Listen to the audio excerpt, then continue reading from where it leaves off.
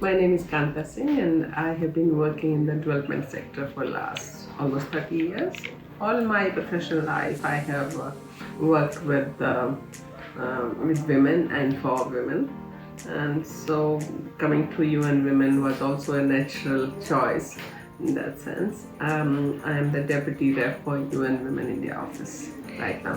Great. So, would you identify yourself as a feminist? Absolutely, yes. Okay, what does it mean for you? It means that I believe that men and women have equal rights and they deserve equal opportunities. And when I'm saying this, I also mean that even men who have not got opportunities because of their ethnicity, because of the race, because of who they are, they also deserve equal opportunities. And women, of course, deserve equal opportunities. And do you think in India there is a feminist movement?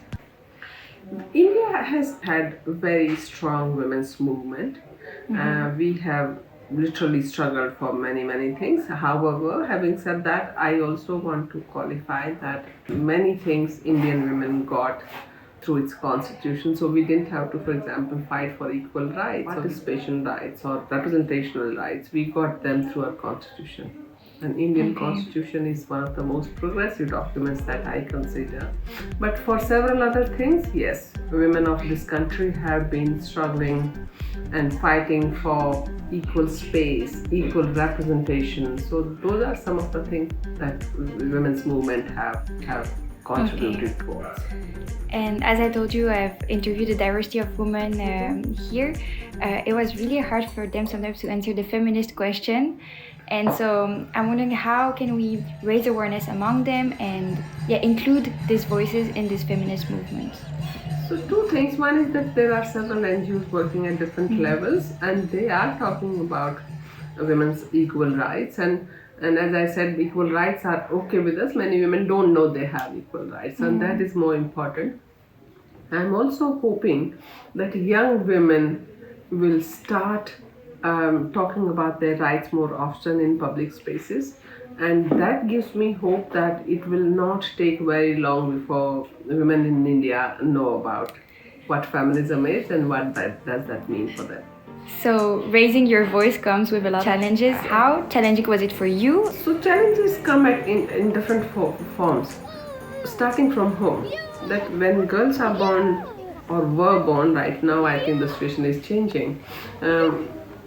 In some ways, through the social norms, we were made to feel unequal, and that is what probably made the difference. In schools, if parents had to choose between boys and girls, they would send the boys to school and not girls. So we saw it around us. The discrimination happened in many ways. Property rights. Our constitution guaranteed us equal rights in the parental property, yet in real sense, we never got access to that. So that made us feel unequal. Also, work was a secondary choice for us. Women were okay even if they were not working, so parents didn't mind it. So it has been challenging. Fighting at home has been more challenging than the public policy space. Implementation of those policies remain a challenge. So when women start fighting for something, obviously there would be some resistance at different levels, but most importantly, talking about it in public spaces would be more common than it was when I was growing up. There are many things which have happened which are right, very progressive legislations, which gives me hope that at some stage when all these things will come around, when women, young women, when women's movement, when government policies, everything will start coming together, and the favorable policies of putting women into the financial institutions, for example, having bank accounts, digital skills, all these things will change the future for young women in India. And if you had a magic wand, what would you change right now? I will completely eliminate violence against women. Say no. To be bold, independent, and entrepreneur. Lovely, beautiful women in this world. Magic. What does it mean for you to be a woman? It means I have special powers. It means I'm really proud. It also means that I have lots of opportunities to change the way the world treats women. What is your superpower? My superpower is the awareness that I have the power to change the world the way Okay. I want. So, do you think being a woman is an advantage? Absolutely yes. Okay. I have never ever felt that it would have been nice if I was a man. No. Okay. I always felt comfortable in my skin. What is your advice to women, first in India and then maybe to women in the world? Absolutely simple things. Don't let anybody tell you that you can't do this and you can do this. You can do everything you want. Secondly, it's not going to be easy. It's not easy even for men. So let's forget that it's world is very unjust to women only. It's unjust to almost all of us, and we need to find peace within that.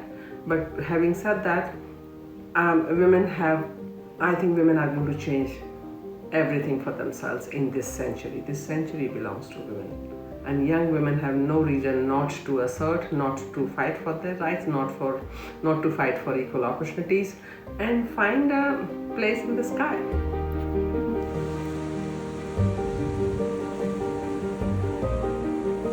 Can you tell me more about your own background? I come from a rural belt in Haryana. I studied in a village school. I was a sports person, and I'm sitting here because of sports. I can tell you I was a good student, but sports has helped me overcome many obstacles and also look beyond myself, look at the common good, look at accepting loss and still not get defeated, continue to fight. And I think that has helped me a lot in my life. I have traveled across the country and traveled across the globe. So I have now an understanding of how things work, and within the limited space that I have, I can still make a difference. Okay, just out of curiosity, what sport? Volleyball. Okay, nice.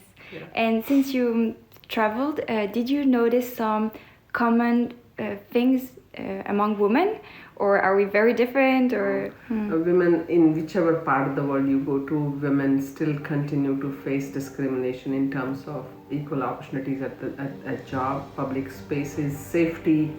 All those things are still concerned. Women's property rights. I see, and I talk to every woman about it because I'm quite concerned about the fact that women will continue to have disadvantageous positions so long as they don't own property. A house in your name changes everything for you. So I think girls will need to start negotiating with their parents that in addition to education, the other thing I need is a place of my own, so that nobody can tell them get out of my house. so do you think women from diverse parts of the world can come together and help each other? They definitely. That's the only thing that's Global going to help. movement. Alone, I won't be able to do anything. I need to mix my voice with the global voice, because some things are common. As I said, violence against women is a global phenomena. Lack of property rights is a global phenomena. Unequal pay is a global phenomena. We need to come together and talk about it, and also put pressure wherever required. Okay. Maybe a moment that defines who you are today. It could be a failure, or because you talked about accepting loss. Yes. See, loss happens on daily basis. Sometimes you lose ground in terms of an argument. Sometimes you lose ground in terms of money. Sometimes you lose ground on choosing your own path. So losses, you have to start taking losses as losses and not as defeat of your soul or defeat of your courage. I think the defining moments have come in many forms, where at no stage I remember that I accepted that things are going to be the way they are. I always felt that there's going to be a way out. I haven't slept with a problem thinking this is the last thing that could have happened. I always thought, no, maybe something will be better tomorrow. I'll do this. I had some solution in my head before I slept, that I'll talk to somebody, or I'll seek help, or I'll ask for support. Many defining moments. Okay. Very optimistic thinking. What does success look like to you? You know, I shared this story that I had a dream of working with the UN, and the day I joined UN, seriously, I thought I was successful. because, and not because reaching UN is a huge thing. Young women like you can reach here tomorrow. For me, coming from where I was coming from, it was a big dream. But that day I promised myself that I'm not going to have any dream for myself.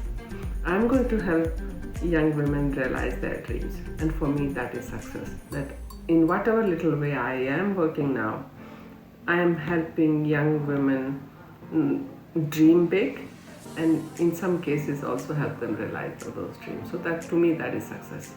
Great. Actually, it also answered my last question. My last question was, what is your dream? So I feel it's connected to... I would like to see all young women feel free.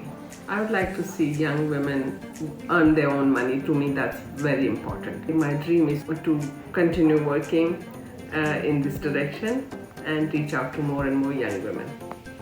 Great. So that they have a seat on the table tomorrow.